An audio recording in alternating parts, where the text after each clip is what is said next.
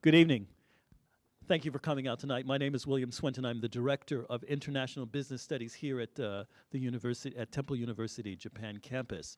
On behalf of ICAS, I'd like to welcome you to tonight's presentation.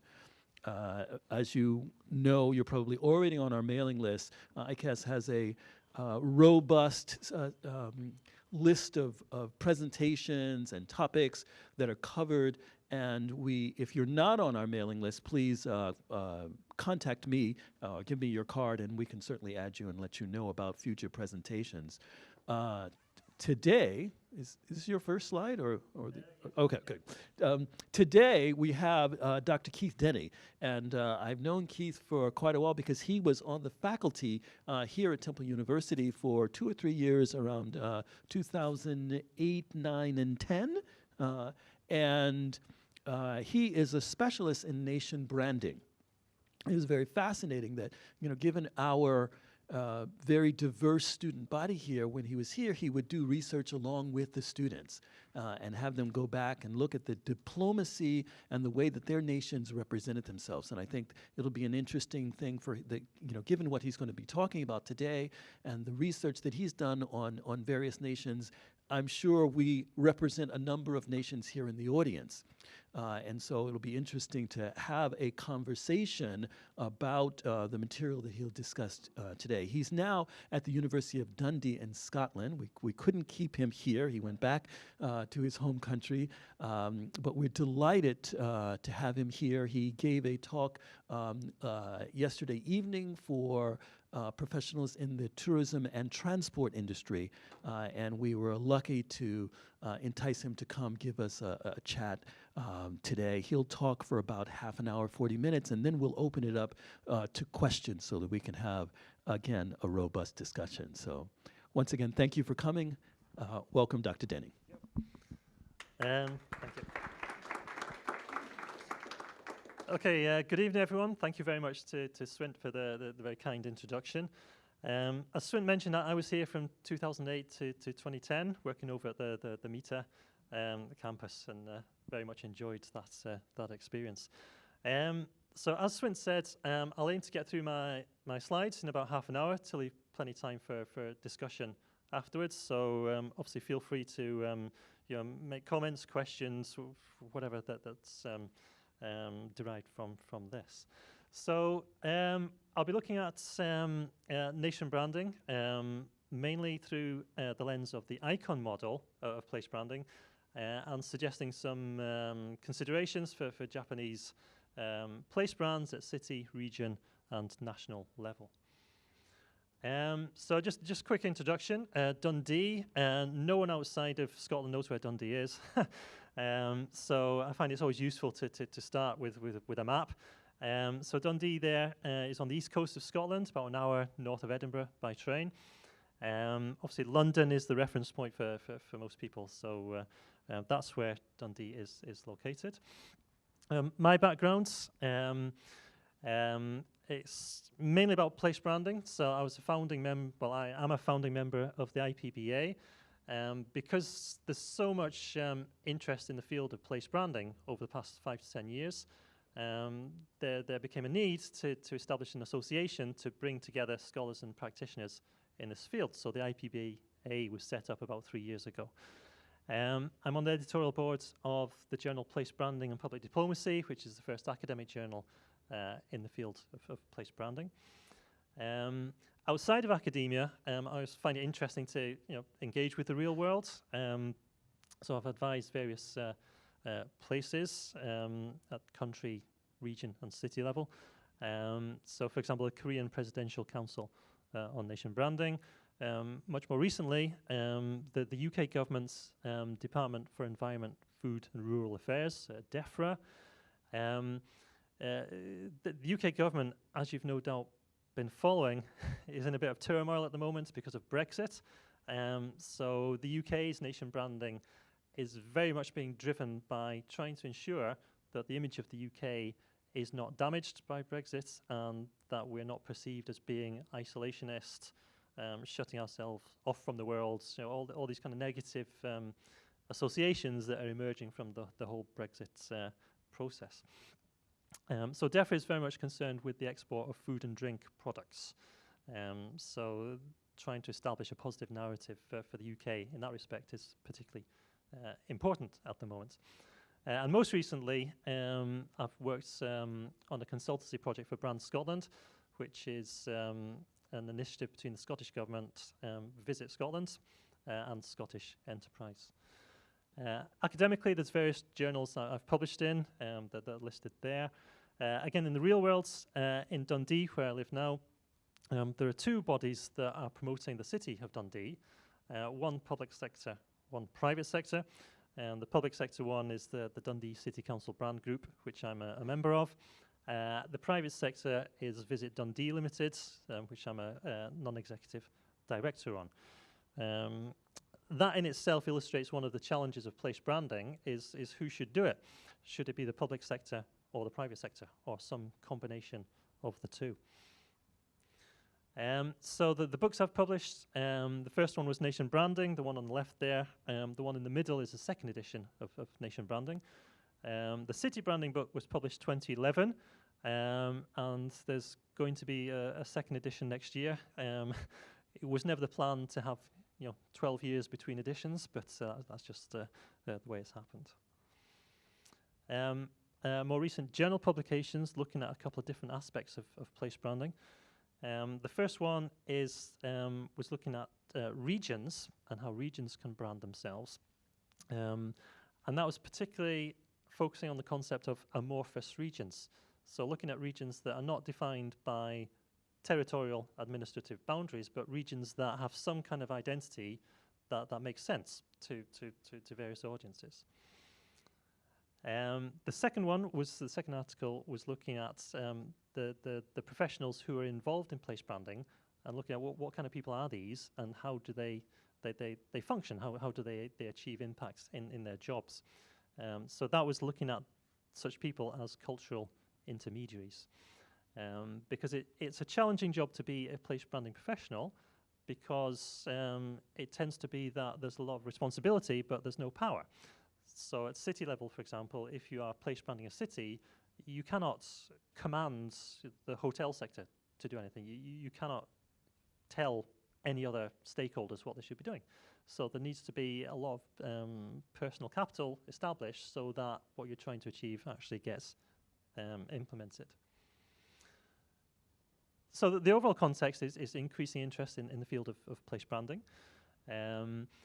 More and more journal papers are being published on that topic. More and more students are doing PhDs and then becoming academics and doing more and more research.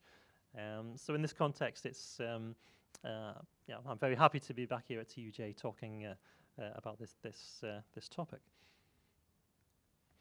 So the icon model I developed based on the time I've spent looking at place branding, and it's deliberately fairly simple as a model because it's mainly intended to be of use to policymakers rather than being a kind of abstract academic kind of conceptual model. It's meant to be useful.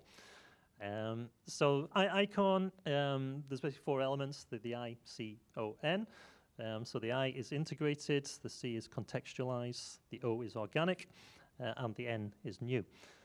So I'll go through these different elements of the model, illustrate it with the places that I'm most familiar with, but also give some comments on how this could be relevant to Japan. So visually, that's what the model looks like. So nation branding consisting of those different elements. So integrated, so there's lots of ways integration can happen.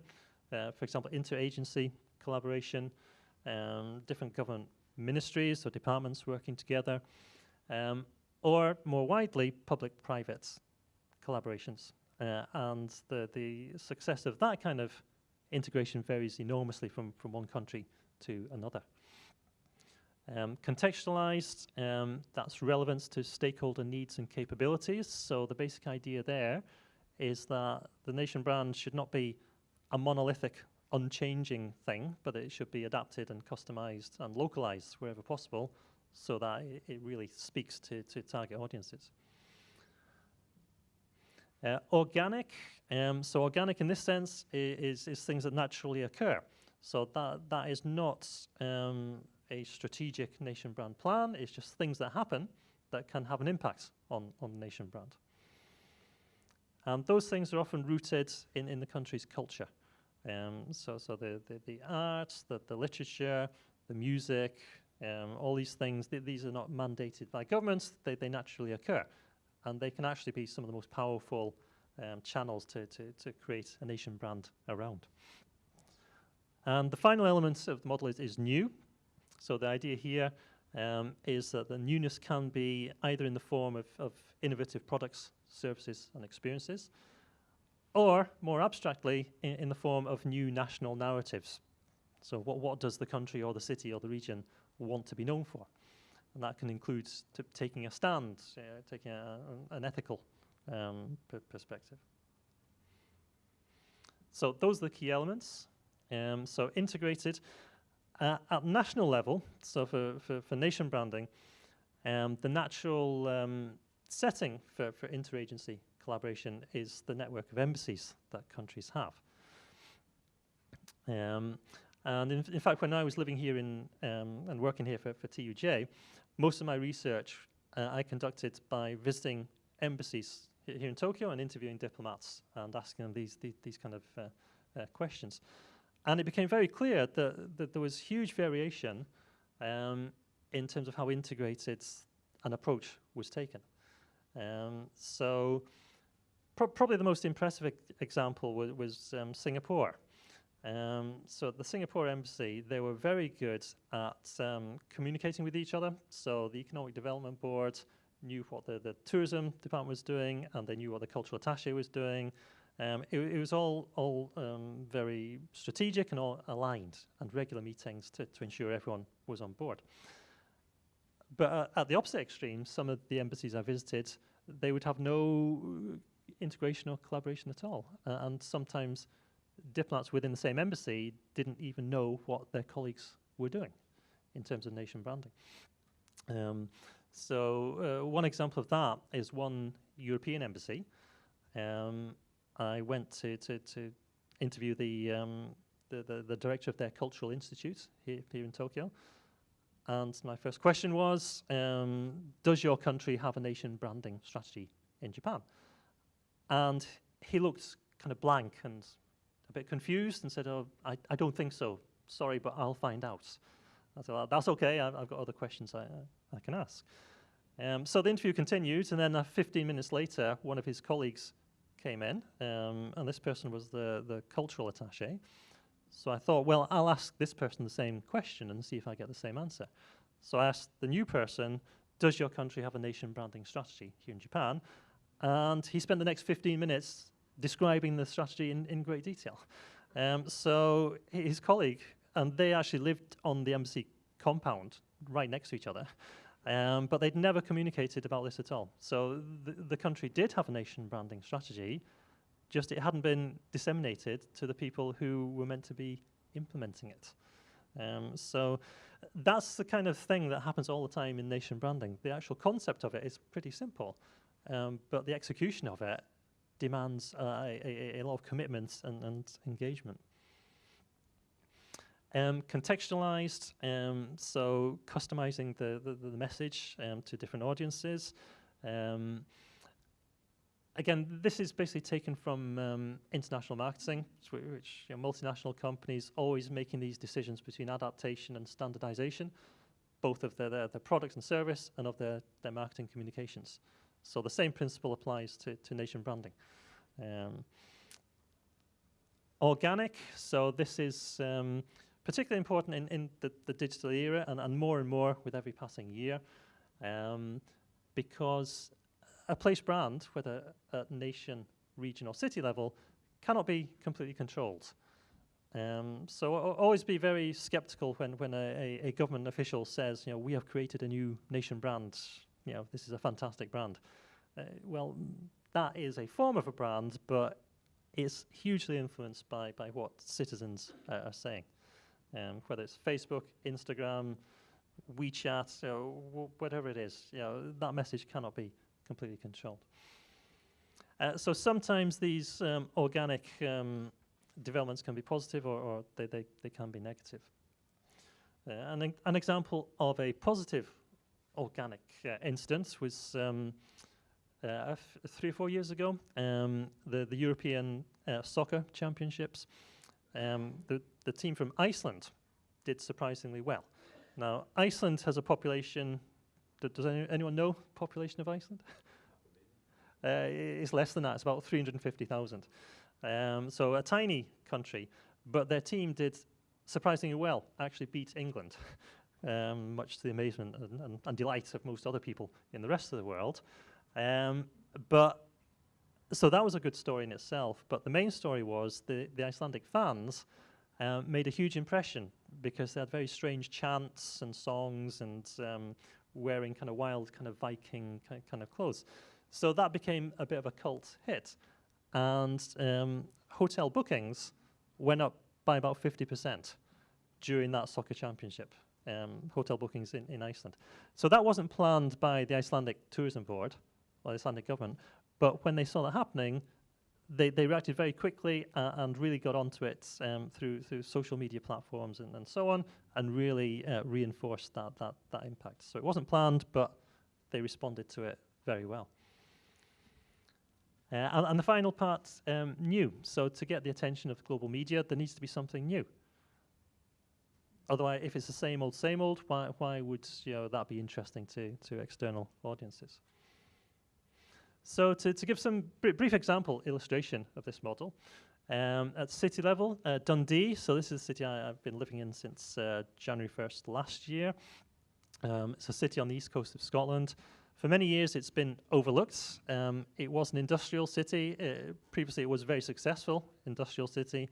But then the industry went into decline through the 70s and 80s and on into the 90s, with a lot of social and economic problems, unemployment and so on.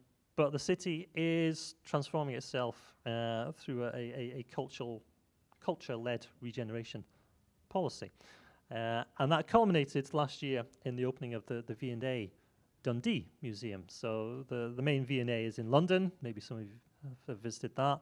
So V&A have opened a museum in Dundee, designed by Kengo Kume, a very famous Japanese architect. So that in itself was a good piece of city branding for Dundee. So this is very much on the new element of the model. So this is something new, something real. This is not just a story that's been created. There's a real physical building there, right on the river, that everyone can see, and that is noteworthy and newsworthy, and has been very successful for the city. Okay, so if I just go back a moment. Okay, so Dundee's got, I don't know if you've noticed any of this over the past couple of years, but there's been a lot of very, very positive coverage for the city. For example, the coolest little city in the UK, GQ magazine, CNN, Bloomberg, and so on. This quote, this is actually an example of the importance of contextualizing or being aware of whether your message is landing correctly in different markets. So this quote, the coolest little city in the UK, that works very well in the UK and most other English-speaking countries. And so the university I'm at used that in their promotion.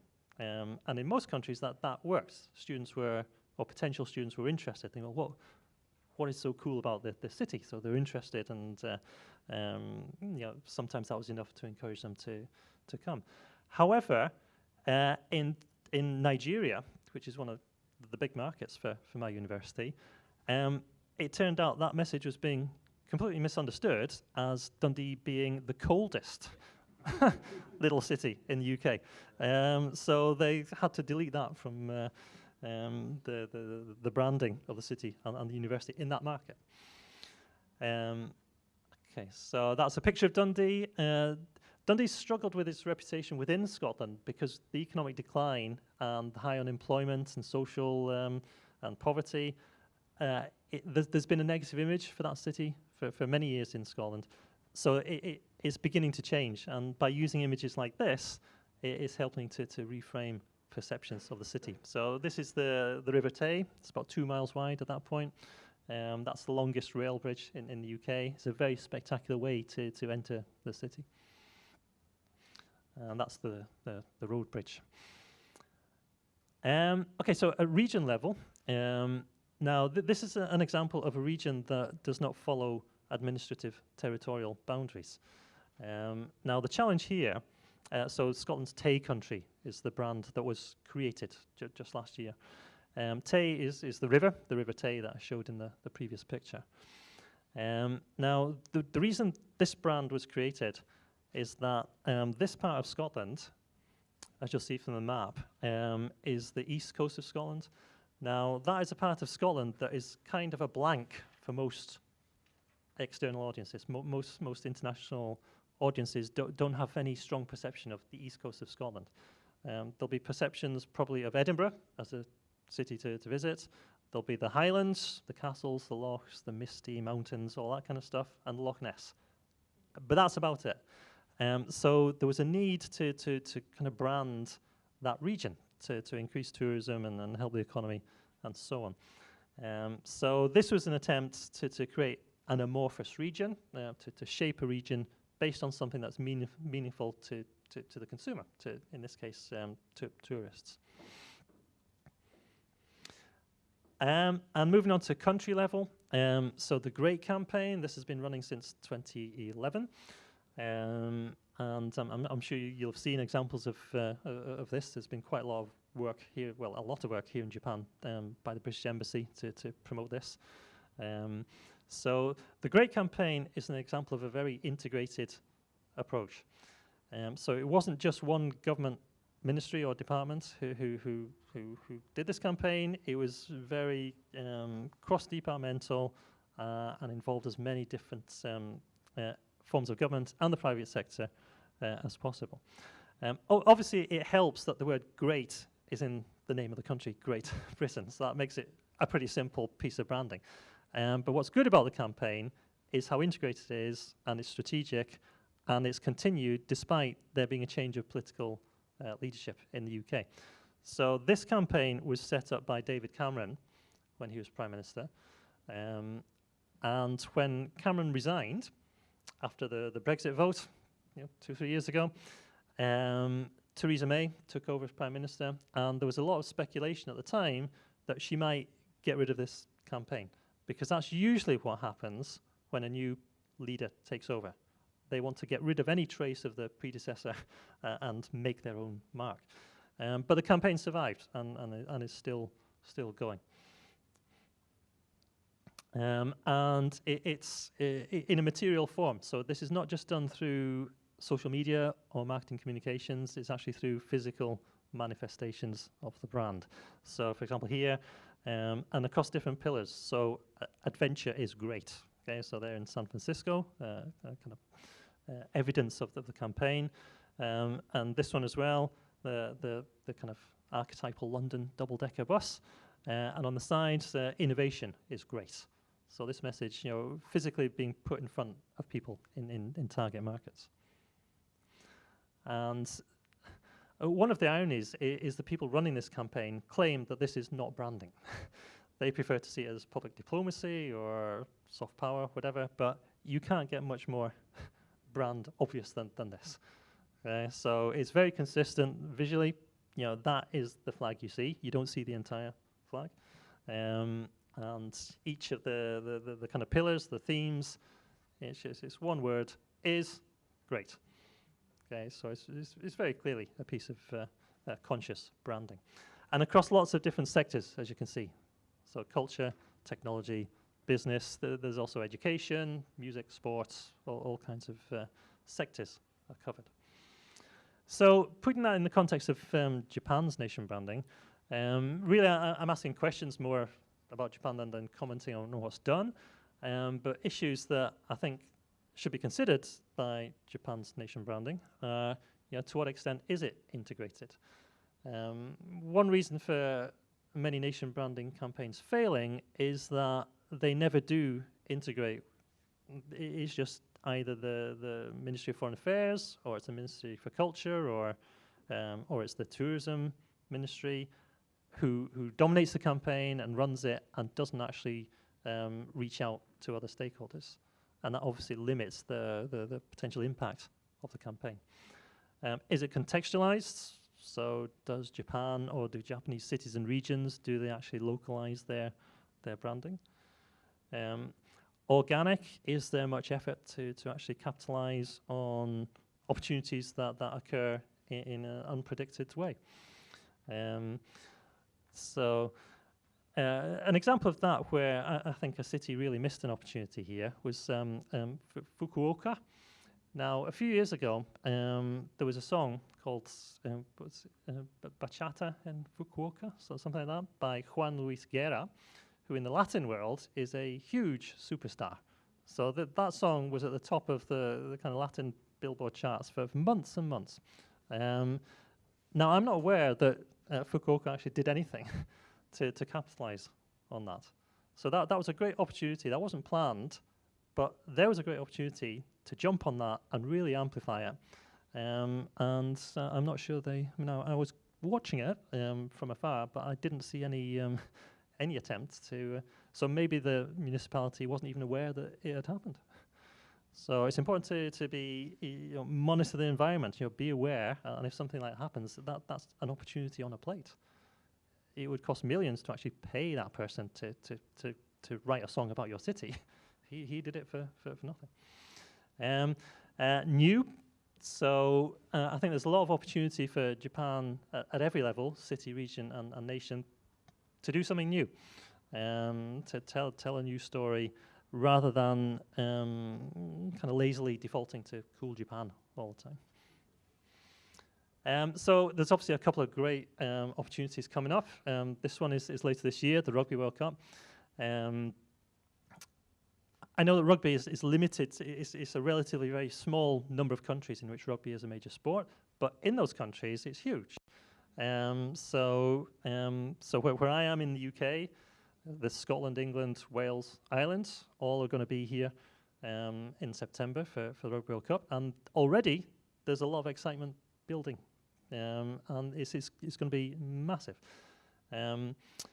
Another interesting characteristic of rugby is that the people who will come over here, in general, these are pretty well-educated, wealthy people, the fans. So the people who like visiting foreign countries, who like to immerse themselves in the local culture, these are a very attractive demographic to have. And again, they're all going to be coming here in September. So I would say that is actually a great opportunity, not just for Japan, but particularly for Japanese cities and regions. And again, I don't see too much evidence of that opportunity being grasped, because really it needs to be now that the branding is done, because once it's finished, then the world's attention moves on to something else. Luckily for Japan, that will be the 2020 Olympics. But a big difference between this event and that is that is clearly benefiting Tokyo as a city brand, whereas this has got the potential to benefit the individual cities and regions where the matches are going to be played. So in that tournament, the matches are going to be played in several different parts of Japan. So that's a really unique opportunity for those cities and regions to make their mark, rather than being kind of subsumed and swallowed under Tokyo, which probably doesn't need much help in terms of city branding. It's already a very well-known major city. Whereas there's lots of Japanese cities and regions that, certainly in Europe, are still totally unknown. And there's a lot of opportunity to capitalize on that. So this is Japan's official tourism organization, as you all know. So I show this because in nation branding, traditionally, it's been national tourism organizations who have dominated and who have led the nation branding. It's obviously their remit is to talk to international audiences, attract tourists. So national tourism organizations tend to be, in general, quite good at branding. They understand branding. But nation branding is not just tourism. It's also trade and investments. It's attracting students. So there can be a higher education brand that might need to be very different from the tourism brand. So many countries struggle with the fact that their nation branding is overly tourism driven. So you can actually have a direct contradiction between positioning a country as a great place to relax and have a holiday compared to a place to invest in or to study in. To such an extent that, for example, Australia, a few years ago, they decided that they needed a separate higher education brand that was completely distinct from the Australian tourism brand. And the reason for that was the Australian tourism brand is very strong. Australia is very attractive, great weather, great food, great lifestyle, the beaches, all of that very, very strong. However, Australian universities found that was actually damaging their efforts to attract international students, because international students perceived Australia to be, yes, a great holiday destination, but not a place to study and to improve yourself. And more importantly, the parents of these students had that view. So they didn't want to fund their kids to go and study in Australia, thinking that they would just be lying on a beach and surfing all day. So they created a separate higher education brand built around innovation to recognize, acknowledge the fact that if it's too overly focused on tourism, that can actually damage other elements of the nation brand.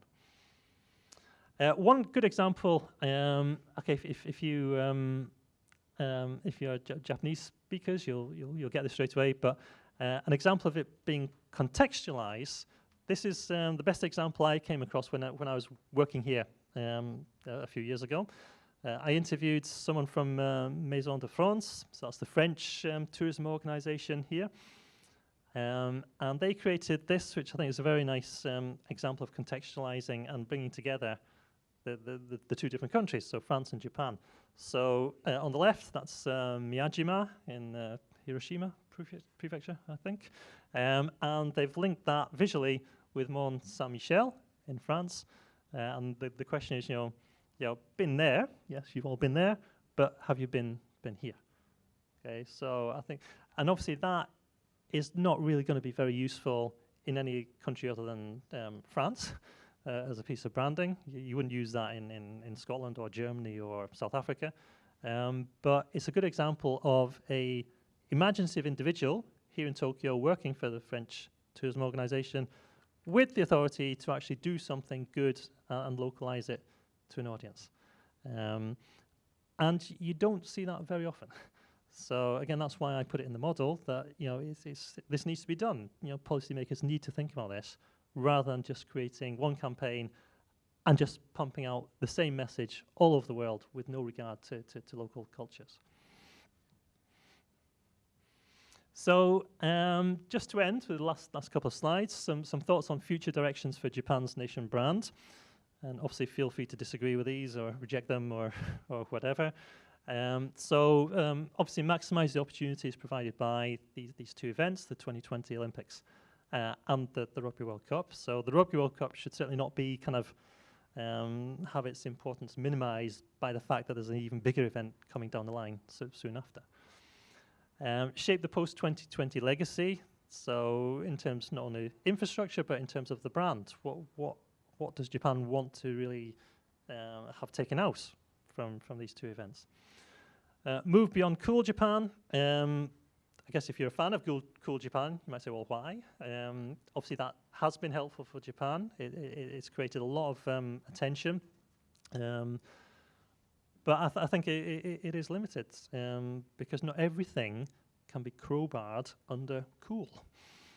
So if cities and regions, for example, want to promote themselves as gastronomic destinations, does that really fit under cool?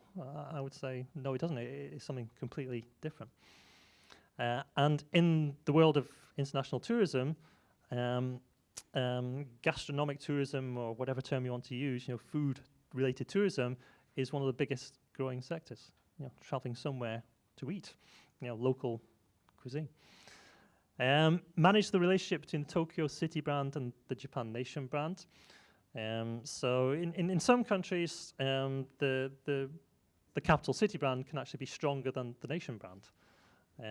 So for example, Prague, as a European city, it's got a very strong brand. The country which is within, the Czech Republic, a much weaker brand. So the nation brand is not negatively perceived, but there's not a lot of familiarity or positive associations with the nation brand, but the city brand, it is a very powerful one. Adopt an approach that is, as the model indicates, integrated, contextualized, organic, and new. So some specific challenges for Japan's city and region brands, and this is not a comprehensive list. There'll be plenty other challenges, but some of the main ones. The first one, I put that first deliberately because I think it is still a big challenge, the whole issue of internationalization of Japan's city and region brands. Now, I know from having lived here, there is actually a lot of city and region branding done by regions of Japan within Japan, and done with a lot of energy and resources and commitment, and that's all very good. But I don't see much evidence of that same energy being put into the internationalization of the cities and regions of Japan. The second point, increase the availability of local products in export markets. So literally giving people a taste of Japan's cities and regions. I love sake. It's very difficult to find it in Dundee or Scotland or anywhere in the UK outside of London. Okay, so Scotland has built a massive industry on the export of whiskey, but why is Japan not doing that with sake and its own whiskey and all the other food and drink products that this country has?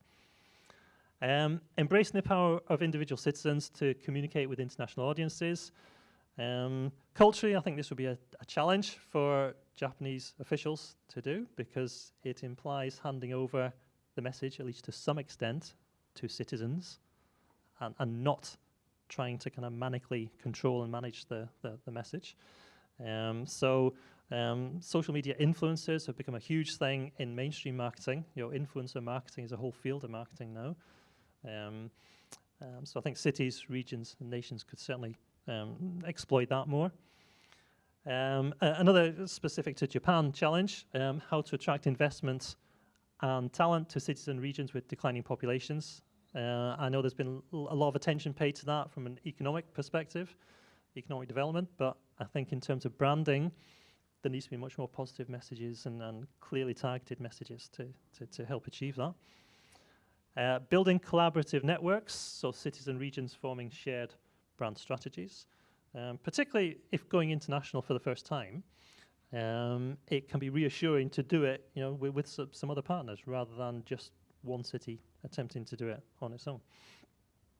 And adopting that the kind of ICON model approach. So to summarize, the ICON model, it provides a framework for developing and implementing place brand strategy. It's designed to be useful not just at nation level, but also city and region. Can be applied at any stage of place brand strategy. One characteristic of place branding, which is quite different to product branding, is that place branding rarely follows a logical planned sequence. Now, if a company is launching a new product, it's very planned and structured. There's a time frame, the development of the product, the test market it, roll it out to the full market. For place branding, it's much more stop-start. It changes with changes of political administration or individual ministers. So the model is designed, it can be used at any stage. It doesn't have to be at the formulation of the strategy. It could be there, it could be during implementation, it could be post. It's designed to be flexible. Also, and this is more a message to policymakers than to kind of academics, but the model is not a judgmental audit. No one likes to be audited, especially public officials. So the model is designed not to be judgmental, but to be forward-facing and to stimulate creative solutions. And also acknowledges that each place should develop its own approach to the challenges it faces. So again, this this model is fairly simple one, but it's designed to be usable by all kinds of places without imposing a kind of template of you must do this and you must do that, which is what consultancies would do. So if you've had any experience with branding consultancies, they all have an off-the-shelf template, which they just implement wherever they are, with very little regard to the particularities of the place involved. So this model doesn't tell anyone what to do. It points out what they could be looking at and possible directions, but it's not prescriptive. Okay, so there's some references. So thank you very much for your attention, and I'll be happy to take any questions. We think a lot about branding when we talk about corporations and nations, but can you think of an example of a branding effort that was made by a country or region or a city that has really been able to change their image in the eyes of whomever they were trying to brand to? You know, or is it really the organic part of other things that are happening are really leading the conversation? Yeah, that's actually a great question that could have an answer about an hour long, but it won't be. I think, other talks I've given, I didn't use it in these slides, but I have a model, the image formation factors for a nation or a city or a place. And there's about 8 or 9 different factors, and only one of those factors is nation branding campaigns. Most of the factors are the ones I think you're alluding to, just everything else that's going on. But to give you an example, I think South Africa was very, very well branded in the Mandela years, and so when there was a huge transition from the apartheid regime to the ANC and Mandela taking over, that was accompanied with a very integrated strategic nation branding strategy. And it really did reflect the kind of rainbow nation. So yeah, you could argue the world would have paid attention to that anyway, but if you take that view, I think there's a risk that, well, maybe the world wouldn't, and other narratives would have been imposed on that country. So yeah, I think it's a very good point, and you always need to be wary of overstating the potential impact of nation branding campaigns. Because as I was saying there, the nation brand is formed not just of a campaign, but it's the history of a place, the culture, what's going on now, what they're planning to do. So, yeah, I wouldn't make extravagant claims for most nation branding campaigns, but I think if places don't do their own branding, then if you don't tell your own stories, someone else will. That's what it boils down to. So if South Africa had not told its own story, we don't know what narrative might have emerged from that period. Thank you. Thank you. I'm not sure because I just started university last semester, and then I was wondering because branding and packaging is really related together. So I think that's really correlated. So because since you were talking about problems or challenging, what do you think about the really problem? Because sorry to be long, but packaging, it's like we can pick, let's say water, what you ever think that's cheaper or something. But branding, it has to come up with really image. What do you think is better? Is that? So I was wondering, what do you think about the problem between those? Thank you. Okay. Yeah, it's a very good question, and it kind of refers to, well, what is branding? What is it? Yeah, certainly for physical products, the packaging, is, to a large extent that is the branding. Okay, so you got bottled water. There's the shape of the bottle. There's the color. There's the text, the font that's used. There's whatever information is on there. Unfortunately, I can't tell. I mean, it says natural mineral water, but in English it doesn't tell you much more. And visually, there's not much apart from that not bad-looking green shape. But many brands of bottled water, they're like Evian or whatever, there'll be kind of mountains, or Highland Spring will have a kind of thistle image. So that's the visual aspect of branding. But in the context of place branding, it's much, much more than that. And I would suggest the visual dimension is not hugely important.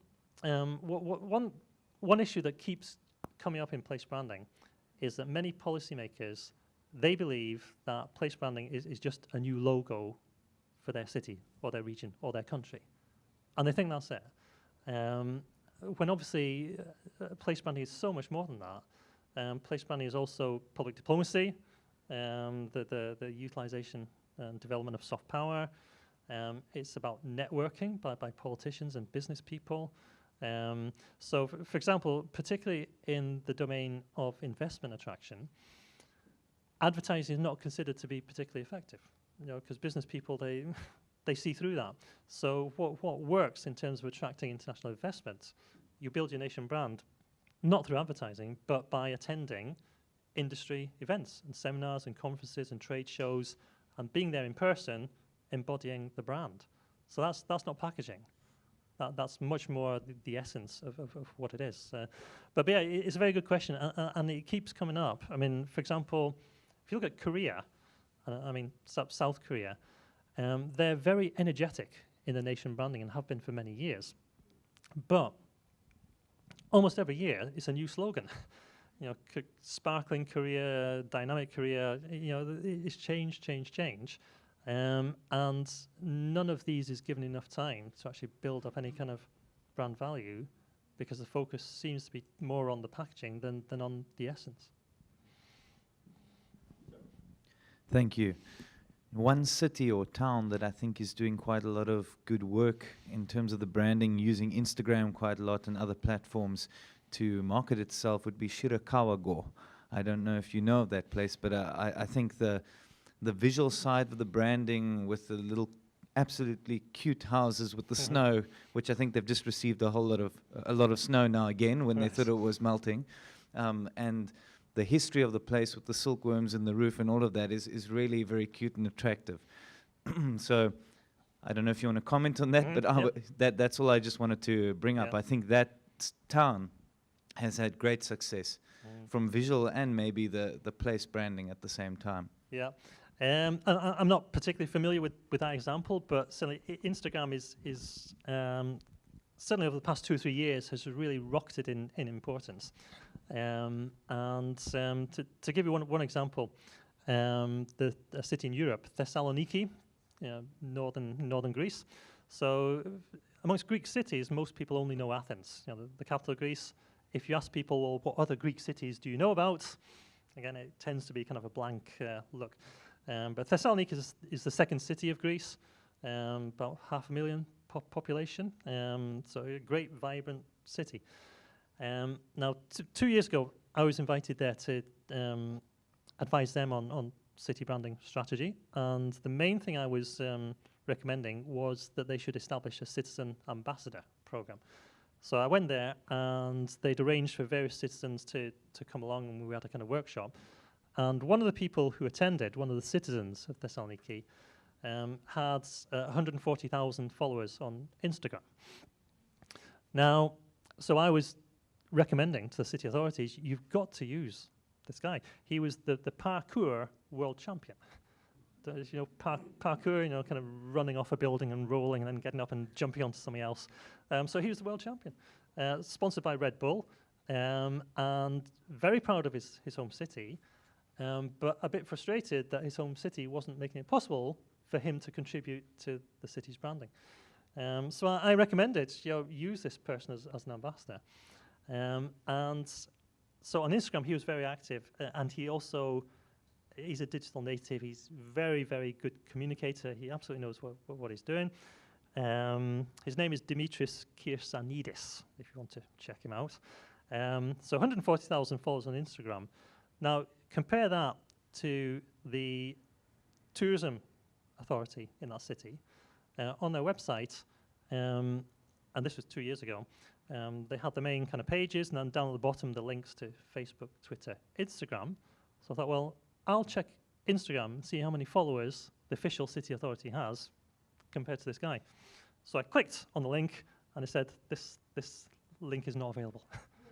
They didn't even have an Instagram account.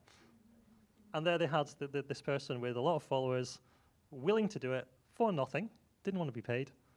And as far as I know, nothing happened. So my contact there resigned soon after, and I don't think anything actually happened. So, I mean, in the city you mentioned, is that the city authority that's doing the Instagram, or is that local citizens? There's an official Shirakawa page as well. I don't know. There's two that I've seen. Yeah. I found out about it with all these adverts that they keep posting, and I wanted to go there, and I went Yeah. there. But I think that there is an official government-run page, and there are many others who are going as well. I don't know if it's that one now. I don't know. I'll have a look later. For those who are interested, I can show you. But Yeah. it's these cute houses with snow that's covered there the whole time. It's really, I didn't even know a place like that existed in Japan. But I think there is a one run by Japan, and there are then many. A lot of tourists go there all the time. So every day you can, if you hashtag Shirakawa Go, you'll find all of these wonderful photos. Yeah, yeah. I mean, that's what I mean. That's kind of organic. So that's user-generated content that you don't have to even do anything to encourage it. Yeah, thanks very much. I've been very interested. What I've been listening for, actually, rather than region, city, or what was the other one? Nations. Yeah. I'm interested in tiny village branding, Right. which goes a step beyond Yeah. Shirakawa-go, actually. I work with a small community of 280 people in northeast Japan, and they're suffering from the points that you were mentioning earlier on. They don't have enough talent. They don't have enough people, period. And so if we were going to be branding that community, one of their purposes would be to have more people live in the community. Yep. Do you have any stories about using this kind of branding for the purpose of increasing the membership of a community? Yeah, that's a great point, and I should have mentioned that. I mean, I stuck to cities, regions, and nations because those are kind of three major elements. But place branding can go to a real micro, and that's not being kind of condescending, but a real small level. A village, even smaller than a village, it could be kind of a vineyard, a winery somewhere. That is a place that can be branded. It's a very good point because that is a very under-researched area in place branding. Most of the studies look at cities and nations, not so much regions, and very, very little on smaller places. To give you an example of one, it's actually a region in the north of the Netherlands, which has suffered from population decline and found it very difficult to attract trained doctors. Okay, that's useful doctors, medical ones, not kind of academics. So what they did, the local authorities there, they had a scheme where they actually funded doctors who were living in other parts of the Netherlands, Amsterdam or Rotterdam or Eindhoven, places like that. They actually funded them to spend a weekend with their partner. So it's all paid for, the hotel, the food and so on, to actually physically experience the place and the quality of life. So yeah, it's quiet, but it's peaceful, it's very healthy and so on. And that worked. So they did get doctors who did that, who then within a few months decided to relocate. So if you can physically get your target audience or a part of that to actually go there, that's the challenge. If you can get them there, they will usually be quite easy to convince. So I think kind of creative ways of transporting your desired audience to the place is the way to go, rather than just marketing style communications and packaging, as you were saying. That's not going to work. A lot of your examples have been about taking places that have a fairly neutral perception and turning it into a positive perception.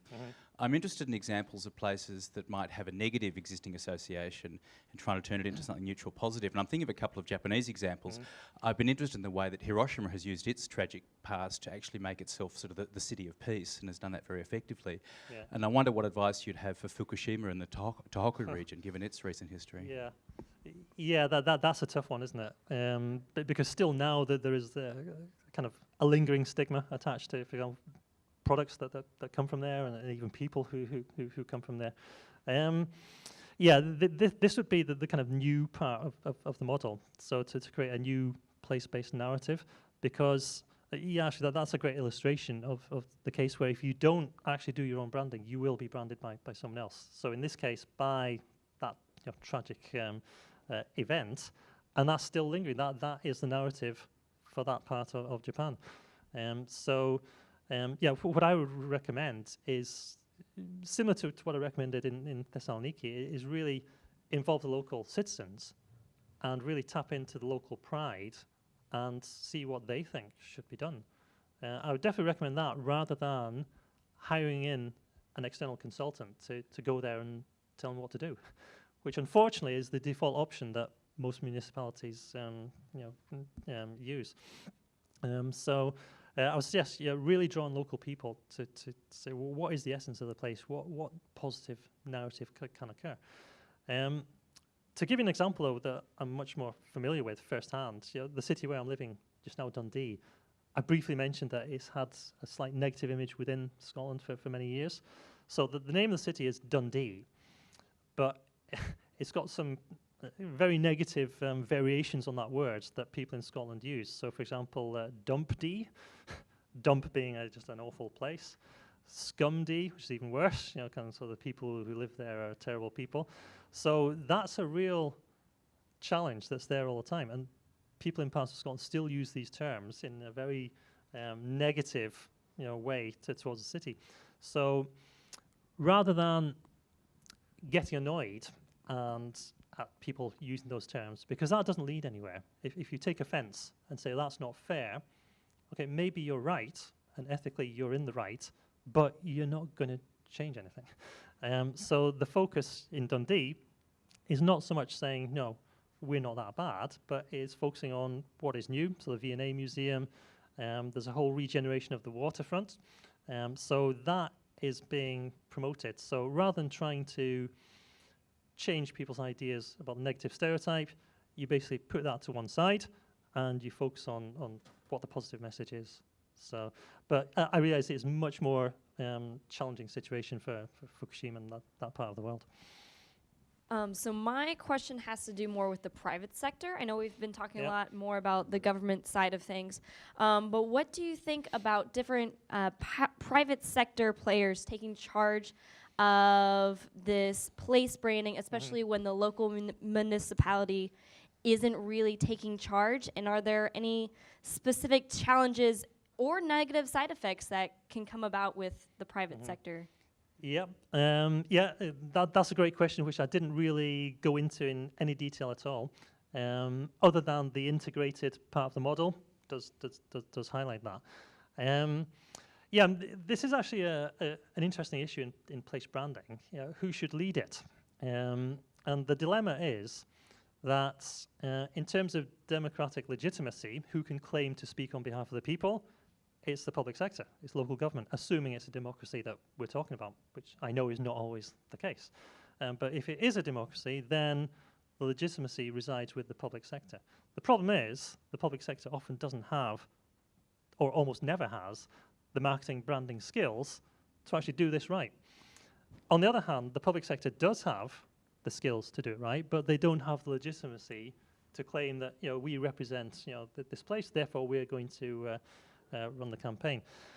So, I mean, my recommendation always is it needs to be a joint effort between public and private sector.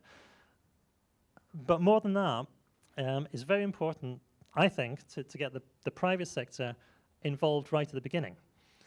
And a very common mistake in many, actually some of the examples I've given here and in many other places, is the public sector goes ahead, develops the strategy, whether that's nation brand or city brand strategy, and then once the branding has been developed, they then tell the private sector, here's the brand, please join us. And what do you think the private sector's response is? Well, it's no thanks, you didn't invite us to be part of this, and now you expect us to implement a brand which we had no participation in. And I see this almost everywhere. At country and city level. To give you a more positive example, though, from here in Japan, a few years ago in Sapporo, there was a group of private companies who were getting very frustrated with the lack of response from the municipality. So the private sector companies were making physical products with a very, very kind of proud of their local origins. And a few companies got together and approached the city government and suggested that they work together to brand Sapporo. And they basically didn't get any reply. They were pretty much ignored.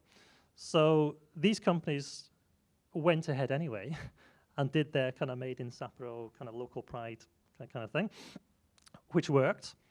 And after 2 or 3 years, the municipality, when they saw this was being successful, they then approached the company and said, yes, we're happy to work with you.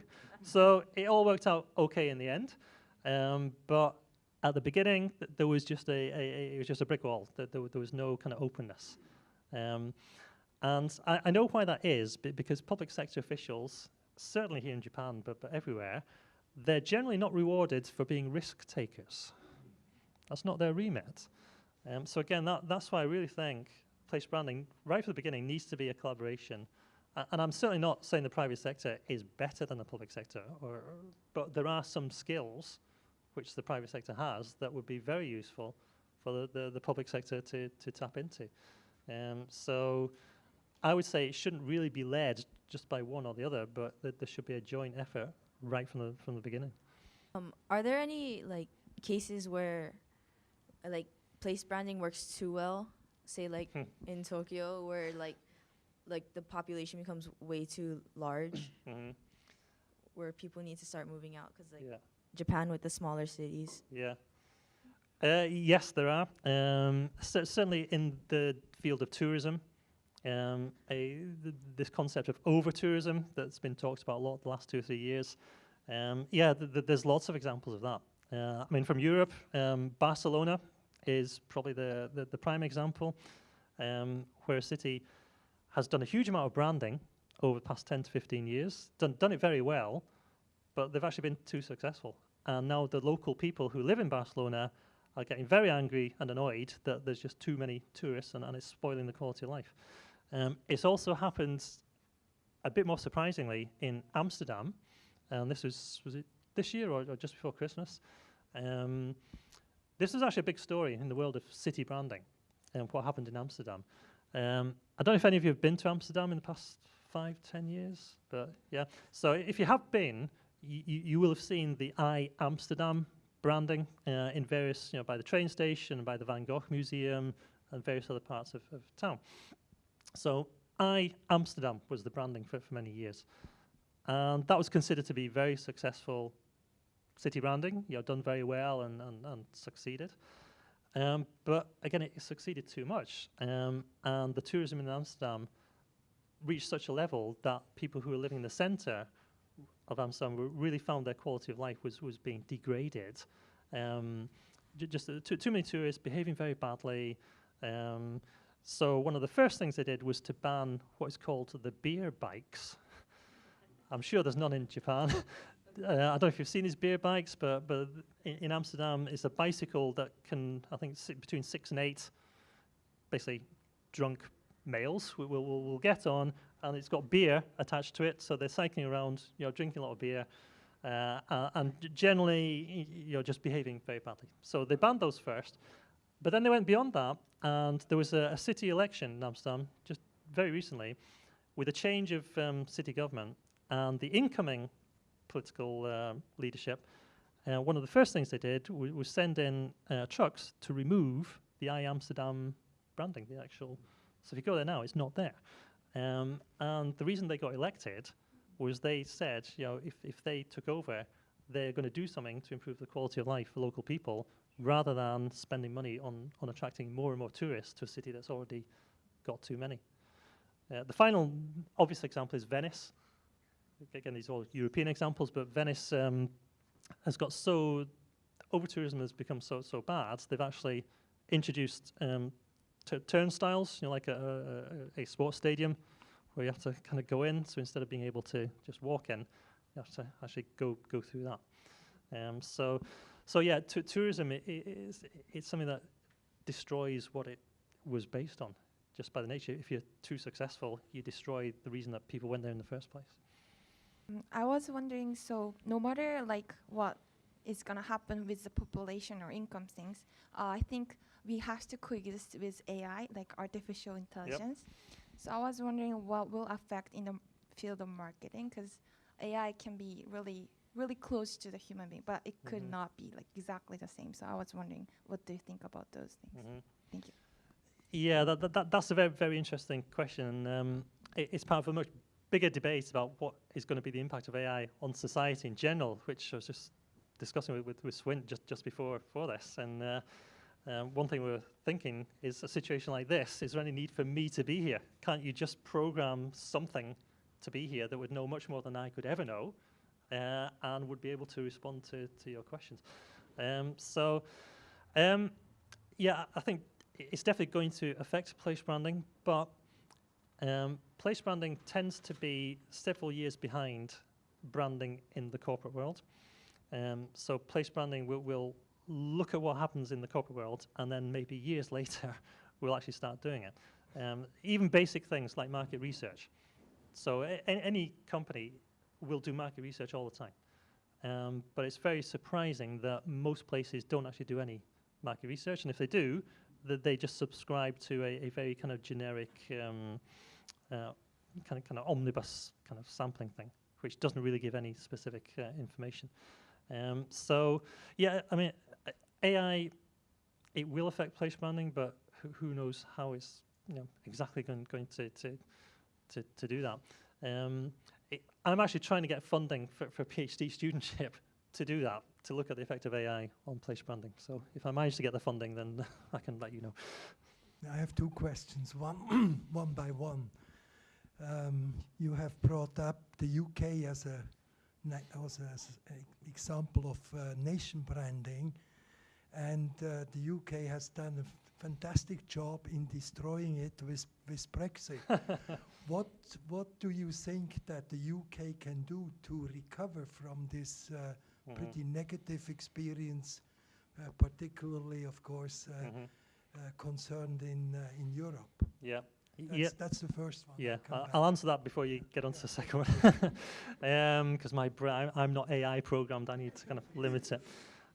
Yeah, I mean that's the big issue for Britain's branding right now. The Great Campaign, I think, has been very well run. Well, I know it has. I mean, I've seen how it's been run.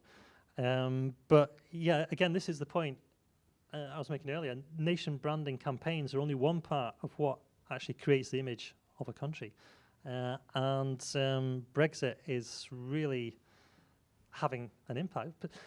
But again, it's nuanced. So Brexit, yes, is definitely having an impact on the UK's reputation in Europe, or certainly in Western Europe. But the further away you get, so for example here, and I was in China a couple of times last year, rather than creating a negative image of the UK, it's more that people are kind of confused and don't understand, why is Britain doing this to itself? So yeah, it's actually an impossible situation right now, because I don't know if you'll remember what the percentage of the vote was for referendum. It was 52-48. So that's almost half and half, and that cut across political lines. Okay, so you've got left-wing politicians supporting Brexit, you've got right-wing politicians supporting Remain. Everything is fragmented and fractured. So that makes it very, very difficult to create a positive narrative for the country until that gets sorted out.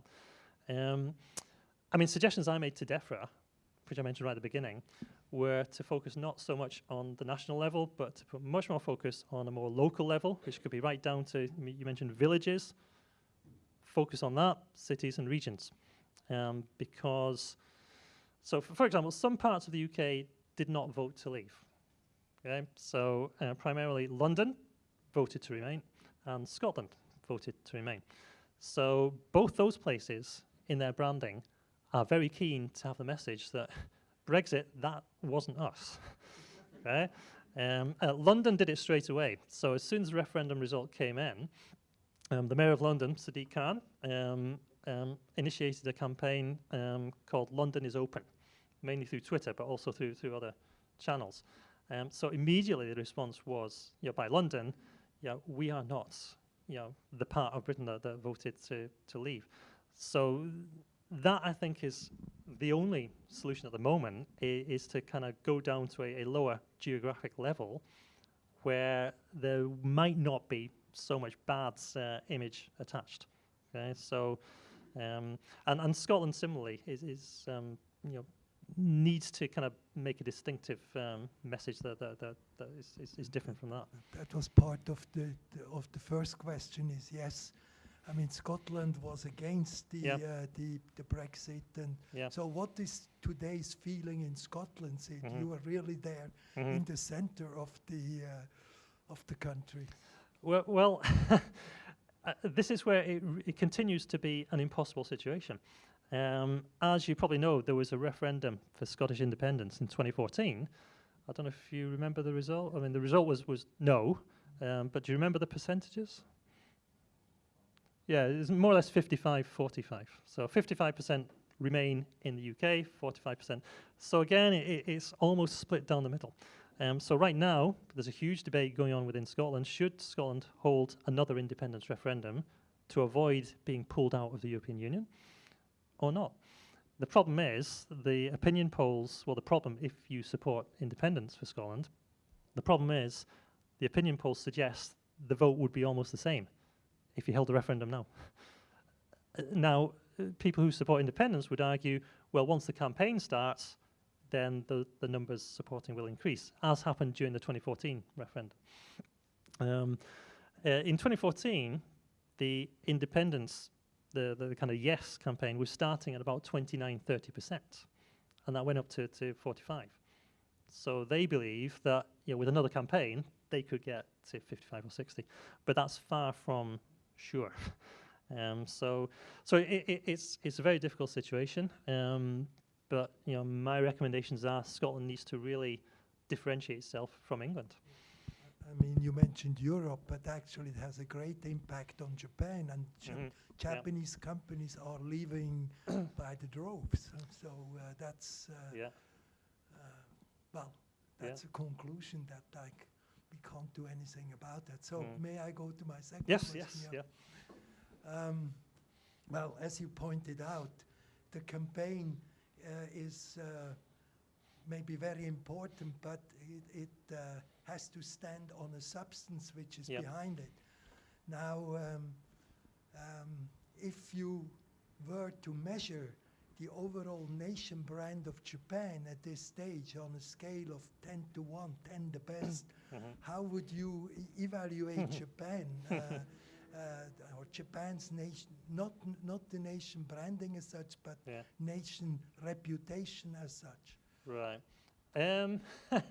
Okay. I know this is being recorded. On a scale of 1 to 10. Difficult question. Of course. No, it's fine. Thank you. Yeah, I personally would give it 7 or 8 in terms of reputation. So I think it is a very positive reputation, but it could be even better. But to become better, it needs a change of mindset amongst policymakers here to become much more outward-looking and much more international. I understand culturally why that's maybe not the case, because Japan is large enough to be, to some extent, self-sufficient, whereas other countries like Scotland or Iceland that are much smaller, they have to be outward-looking to thrive. So, yeah, certainly I don't think there's any major negatives about Japan's reputation or brand, but I think there could be a lot more energy put into international outreach by Japan's brand. Thanks a lot for your presentation. I have just 2 questions. The first one, you mentioned that your model is very simple. So how simple is it? So you came up with these factors with some kind of quantitative survey or qualitative survey. So how did you come up with these 4 factors? Yeah. That was the first one. I guess you're an academic? Yeah. So as I said, that model is not for you. If I'd sent that to a journal, they would just have rejected, saying, where's your methodology? And my methodology is over years, it's what I've noticed, doing this. So I deliberately didn't send that. When I created the model, I put it in my book. I didn't. That's where it first appeared. It has subsequently appeared in a journal article, but not a very highly ranked one, and basically it was an invited paper. So academically, sorry, I'm not speaking this. Academically, I've got no, there's no objective methodology to support it. whatsoever. What it is based on all the research I've done, everything I've noticed, the conversations I've had with people, and it is distilled into that model that I hope policymakers will use. Okay, so that's okay, that's fine.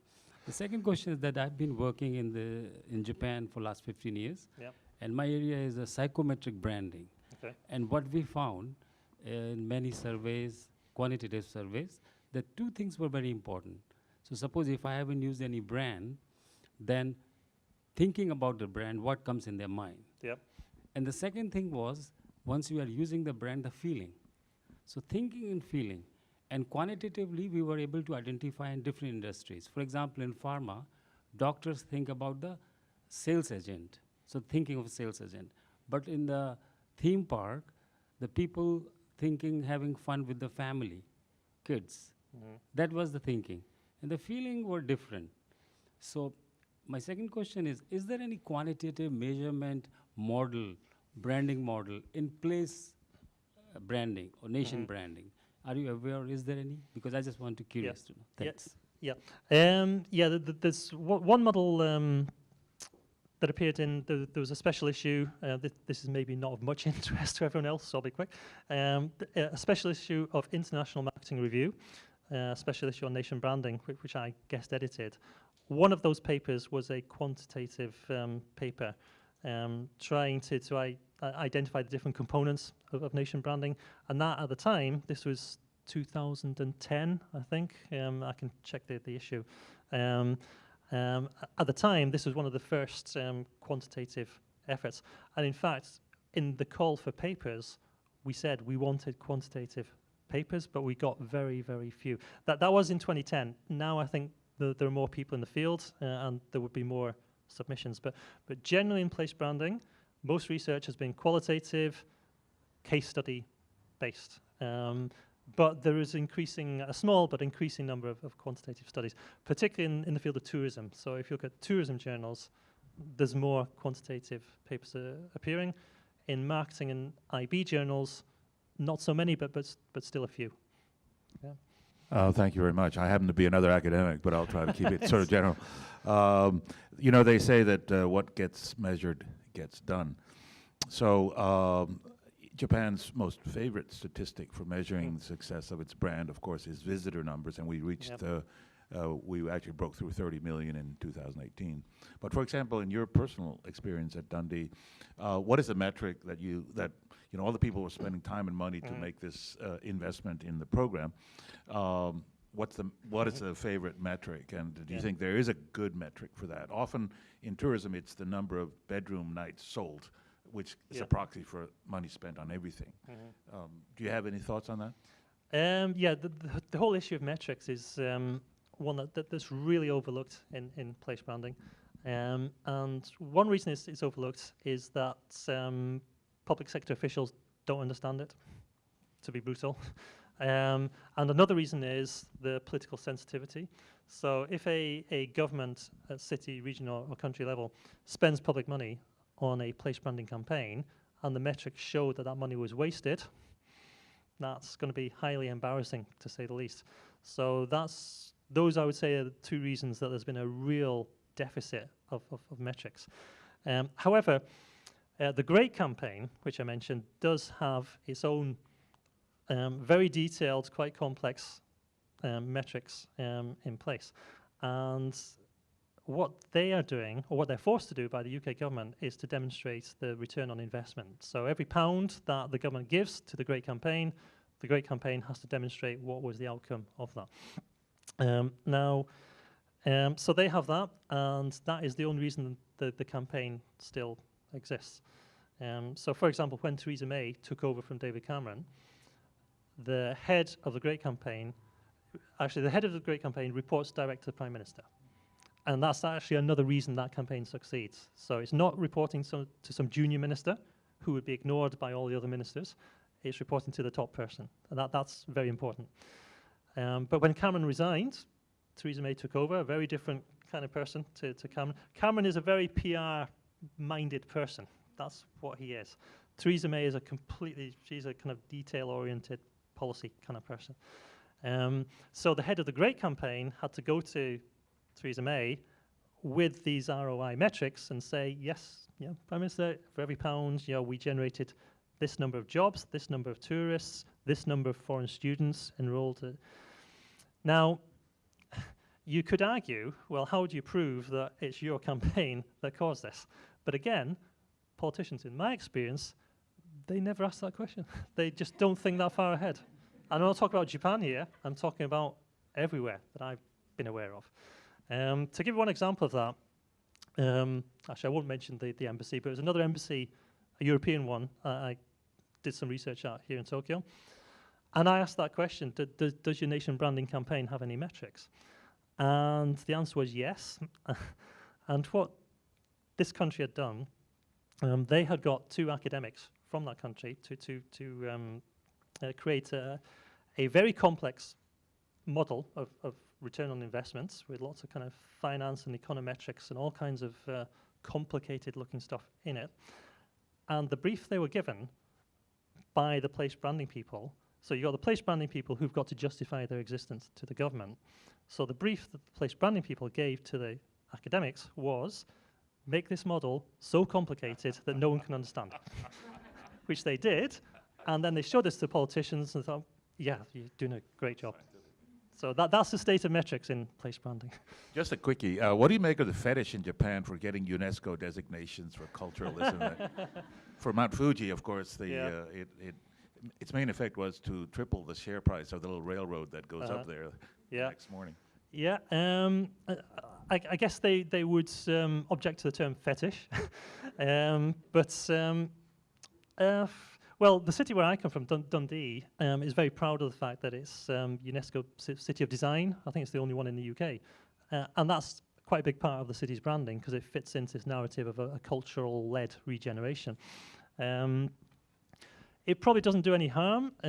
Sometimes it causes conflict within places because once the designation is put in place, it can limit kind of planning permission for things to happen. And if the place is economically deprived, then that can lead to tensions where developers want to do something but they can't because there's a UNESCO designation. On the other hand, if the UNESCO designation is highlighted in the place's branding and it attracts people and investment, then I think it's probably going to be a positive thing overall. Does international legacy media have a role to play in nation branding Japan? Okay, did you mean kind of like the printed press, that kind of thing? Yeah. Yeah, as opposed to Instagram, social media. Yeah. I think it does. I mean, I've kind of mentioned the kind of digital side of it, and that is obviously where most of the action is. But there is an argument that maybe, well, I think definitely, in terms of nation branding, a key audience should be foreign correspondents who are based in a certain city. So, for example, here in Japan, if you want to enhance Japan's nation brand, then there's lots of things you can do, but certainly one thing you should do is cultivate good relationships with international journalists who are based here in Tokyo, because these are the people who are going to be writing for influential publications, which may be, as you said, legacy media, but they're not just legacy, they're still here. And often the stories that run in that media are then picked up online, but they start with the credibility of the legacy media. Now, again, some countries are good at that, some countries are not. Now, one example is South Korea, where, again, this is a few years ago, but I was at a dinner with the CNN correspondent for East Asia, and she was Korean, well, American Korean, and she said it was very frustrating for her because as a journalist, she had a platform that she could use to really, promote Korea. But she found it almost impossible to get access to senior government ministers, the people who actually know what's going on or what's being planned. So because the ministers, at the time anyway, perceived the media as the enemy. There was a complete lack of trust. And therefore that potential positive platform was just frittered away. So yeah, I certainly wouldn't write off legacy media. They still have an audience, and that audience may be small and elite in some ways, but it can still be influential. Sorry to ask too many questions, but my question is, because in the slides you mentioned that the problem that Japan facing is not that much of internationalization. And then I was wondering, and you also mentioned we should also localize. So I was wondering, what are those two connections? Because to branching, it's really possibility, but you've been saying localizing is also important factor. Yeah, so one example that I would recommend for this year, 2019 here in Japan, when the Rugby World Cup happens, there'll be, for example, Ireland play Japan. Okay, that is going to be a great match that of interest, not just to Irish and Japanese fans, but anyone who likes rugby is going to watch that. And everyone who's not Irish is going to be cheering on Japan. So they can do what they did to South Africa in 2015, which they might do. So in terms of contextualizing or localizing that, what I would certainly recommend, and I think it's Shizuoka where that game is going to take place, but I'm not sure, but I think it's there. Whatever the city is, that is a unique opportunity that's never going to come again to customize a message to Ireland. So why not do that? The reason why not is maybe they're too busy doing other things, they haven't thought of it. But again, this is why the ICON model, this simple model is designed to be so simple, even politicians can use it. Right? So that would be my recommendation. Well, thank you very much for a scintillating talk. And in terms of the globalization and localization, it was a good thing that Dundee picked a Japanese architect.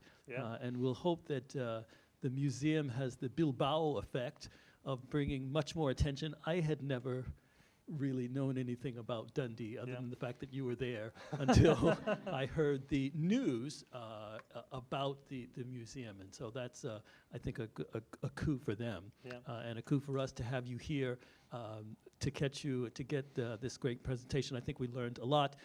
Please join me in thanking Dr. Keith Dinnie one more time. Thank you.